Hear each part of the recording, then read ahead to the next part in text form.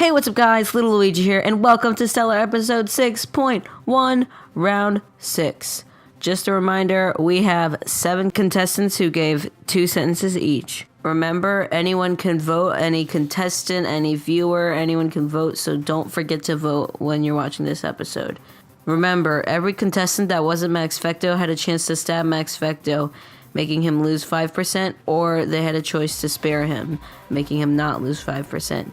3 contestants chose to stab him, and 3 contestants chose to spare him, which is actually not what I expected. I expected more stabbing to happen, but I guess these contestants are forgiving. The topic was gambling this time.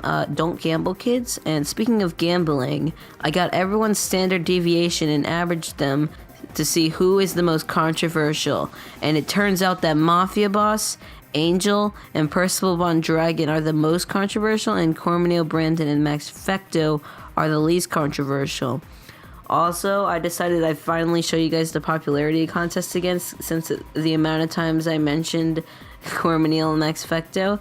And as you can see, Cormanil's at an all-time high at 61 mentions, and Magical Miles is still the worst at 6.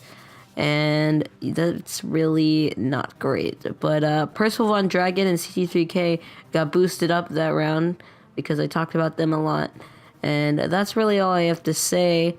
So let's get on to explaining how to vote, and then after that I'll tell the story. So this is how you vote. Remember, anyone can vote except for the host. If you're a contestant, you can vote, and if you're a viewer, you can vote. At the end of the episode, it will show a list with all the sentences, and you have to list the letters that label the sentences in order from best to worst. Best being on the left and worst being on the right, and then send that in a comment below. Anyway, on to the story. I yeeted and skeeted and said, I wish there was a real-life EA game. And then I remembered gambling was a thing, so I used my epic gamer skills to drive to the casino. I went to the drive-thru to get into there's no drive-thru in the gambling arena? Anyway, I drove through the gambling arena and yeeted my money onto a game of poker.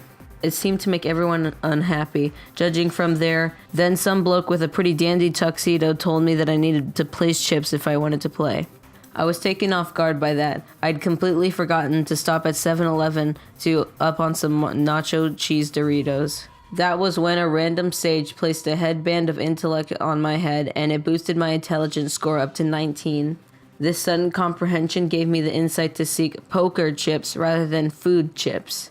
I went to the table to get some poker chips until my ex-wife came bursting through the doors. She had left me because of my gambling, but I was shocked when she sat down at the poker table against me. Fight me, she said, rolling the dice with determination. The poker chips were looking delicious, all plastic and yummy. I needed them now.